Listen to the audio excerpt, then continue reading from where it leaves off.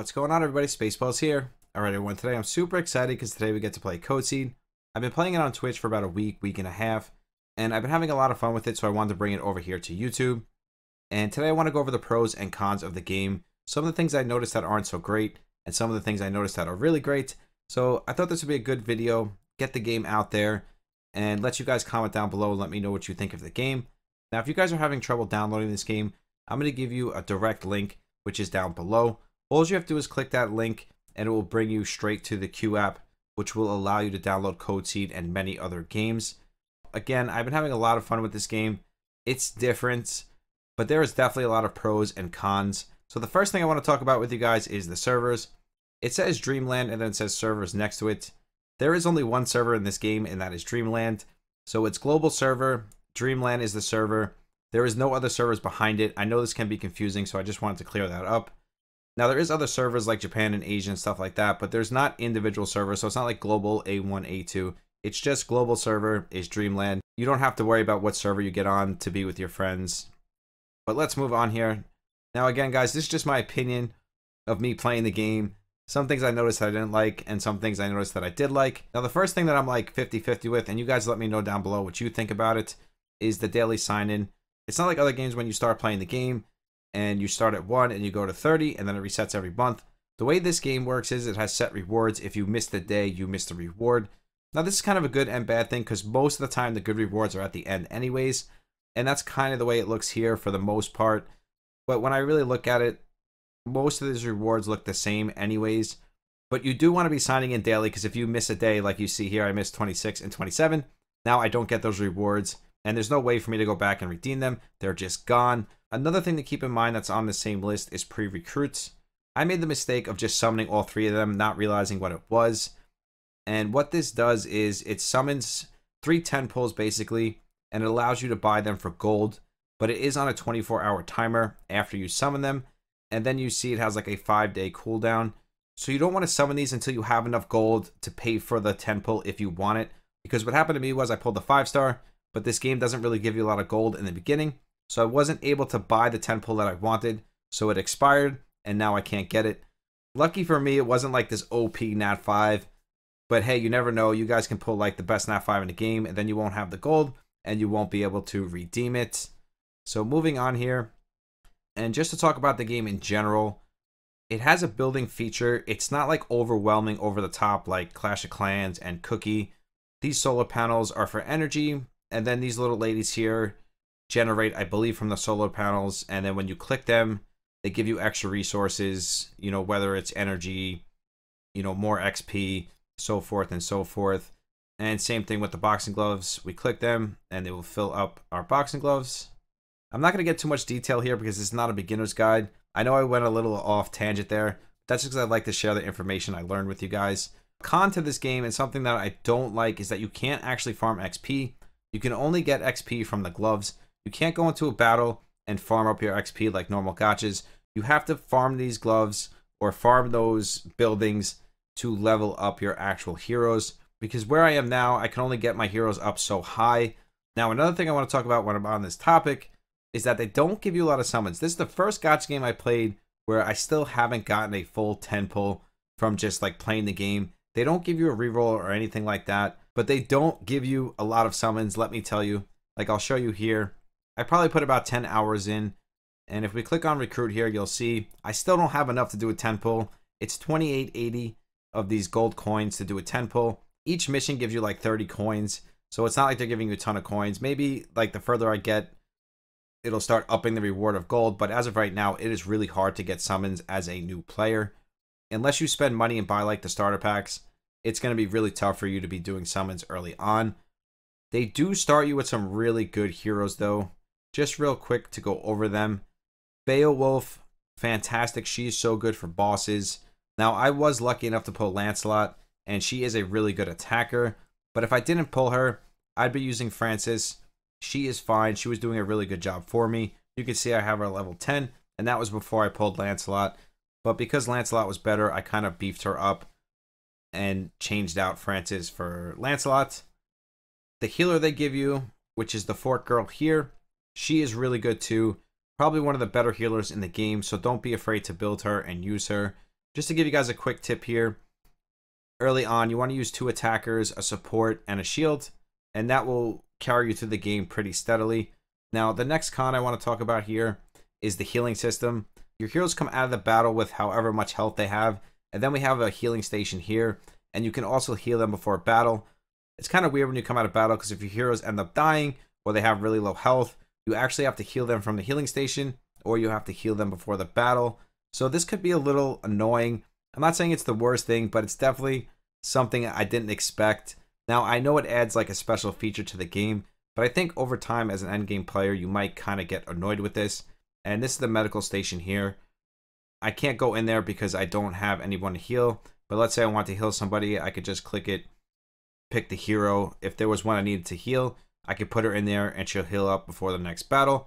Now, there's also like a fast heal, but it's not always available. That's the thing. Like some battles it is, some battles it isn't. So if you're lucky and it's there, you can just heal them up 1, 2, 3. But if it's not there, and I'm sure as we get later game, it's not going to be there, and you're going to have to do it through this medical station. Some of the pros here, there's a lot of content. This game has a ton of content. It has a ton of missions, different kinds of missions. It definitely keeps you busy, keeps you farming, you know, keeps you rolling on. So it is a lot of fun, like when a game has a lot of content, a lot of missions. And like I showed you before on this event page, like you can see all these events they have going on here. You know, we have the 7th day, we have Little Shop, we have the pre-recruits, we have Spark Depot. I mean, it just goes on and on here. And this is just a ton of content in all of these events. You know, they have a bunch of dungeons. There really is a lot of content. I mean, we're only level 7. There's this amount of content already. I can only imagine how much more content there's going to be in the future. Plus the building aspect of it, just loads and loads of stuff to do. So this game is definitely not going to get boring anytime soon. And let's go to Workbench so I can show you how this actually works really quick. So we don't have enough resources to do this, but I'm going to show you again. And this kind of brings me into a con or maybe a pro. It depends on who's looking at it and whose opinion it actually is. I'm not a big fan of how the accessories work in this game. But again, it's just my opinion. Some people might like it. Basically, the way the runes work is you have an accessory here, you click it, and then you can put one on her. So I got this, I think, from like a signed in event or something. And this is a 5-star legendary piece of gear. And I'm going to put this on my attacker because it's my best piece right now. And we're going to equip it. I don't like this. Like, you can't do anything if your heroes are in a campaign battle. So we're going to come back to this in just 1 second because I didn't realize I had them in a campaign battle. I didn't even really get into it. I just started. I don't even think I did a level or anything. And it brought us right into a battle. The auto is a big con. It's really not good in this game. I know it's bad in other gacha games, but in this game it seems really bad. And the way this works is you kind of put the colors together. So if it's a red attacker, the more you put together, the higher damage or more heal you'll get depending on what the character does. So I'll show you, for example, let's say we have 1. We put it together with 2. It just makes that skill stronger and it brings them into their special. And the auto sometimes just goes crazy and just does like absolutely ridiculous things. I do like this battle system when you're manualing it. When you're autoing it, it's a whole nother story. I honestly do like the way it's set up. It reminds me of 7 Deadly Sins, but not so graphical. The characters themselves are pretty graphic. And we have a ×4 speed.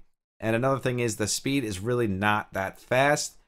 It does not feel like 4 times speed. It feels more like 2 times speed. Maybe it's a glitch, maybe it's me. But I've played games that have ×4 speed. And let me tell you, this game does not feel like it. And again, I'm going to show you in a second. So let's just throw some of these together. You really never want to go 1. I feel like you at least want to do 2. And like in a situation like this, I would just do rearrange. And you have 1 on the right hand side here. You can click rearrange and that will just switch them up. And now we're in a much better situation than we just were before. You won't always have that rearrange. It is there sometimes. That's kind of a pro and con. I wish it was there all the time. I guess it would be too OP. So let's close this battle up some more here. The 2 red ones, and that's going to give us 4 green ones in a row, and I'll show you how this works. So if we do 4, you see how it gets stronger, stronger, and stronger. And now we're healing for 56%. And again, you'll see on the bottom, the bar keeps filling up as we play. If we click the bottom bar with 5, most of the time you should probably wait till 20. This way you can maximize it. It's really up to you depending on where you are in the game. But this is a big part. It makes it a lot of fun. So you can take all of these skills, put them together, and then all of your attackers are going to do their moves. As you saw there, we just did a ton of damage. So let's throw this on auto for the rest of it. So we don't have to drag this out too much. You can see what I'm talking about. And again, for ×4 speed, it really doesn't feel like ×4 speed. Maybe it's because of the way the game works and the mechanics of the game. and how like the skills are. I do have the animations off, so we are on limited animations. And that's not really what I'm talking about. I'm just talking about the actual movement speed of our actual heroes. It just doesn't feel like ×4 to me. Let me know in the comments what you guys think. Because I was actually shocked when I saw that it was ×4. I thought it was like ×2 or ×1. And then I realized that it's ×4. And that's literally one of like the fastest times you get in any of these gacha games. So that's that. We got the victory. And again, another pro while we're here. And then I'm just going to cancel out of this so I can show you about the accessories. Another pro here is I really like the way these battles work. I don't like when you're in a battle that you can't do anything. But I do like how much content is here. So for example, we have this Jeep. The Jeep can run out of gas. And you have these little stations here. You can use them to heal up your heroes. Because once you start the stage, you can't like back out of it without like starting over. And again, you can only heal through here. Like you can't use the healing station to heal. You can only heal through these stations. And I'll show you a station real quick. And the question marks are just random. It could be a boss fight. It can be like one of these stations. It can be rewards like these ones here. And again, we can use these for crafting our accessories. And then down here is a shop. So it works the exact same way. You can kind of click on them and it'll tell you what they are. So we're going to back out of this real quick. We're not going to save it because I want to show you the accessory. But that is a really big pro because it just makes for a lot of content and it makes each battle fun and different. And as you get further through the game, you'll see it's just a lot of fun playing the campaign battles. So let's go back to the accessories here real quick. We have our accessory. We're going to put it on. So basically, each accessory allows you these 4 slots when you're crafting your runes.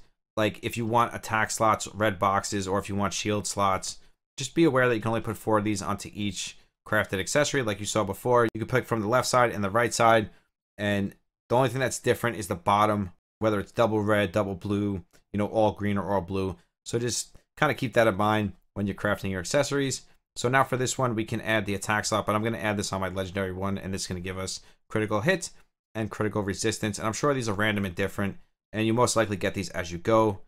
So to me, like it's a pro and con. More pro to me because it's different, and I always like different. So it's a different kind of gear system. Everybody's going to have their own opinion on it. I personally like it.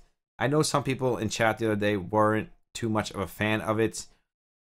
For me personally, I'm okay with it because it's different. It makes, you know, the game stand out a little bit, so I'm totally fine with it. So here we have the overall stats: critical hits, critical resistance, dodge, accuracy, HP, attack, defense. I really do like the way the stats work in this game. We have a shard system in this game. You guys know that I'm not a big fan of like shards and SSRs. So in my opinion, it's a con, but it comes hand in hand with the game and what type of game it is. Again, we have more missions. It's like so many missions in this game, and I don't even think I unlocked all the missions. I think there's so many more that we don't even have yet.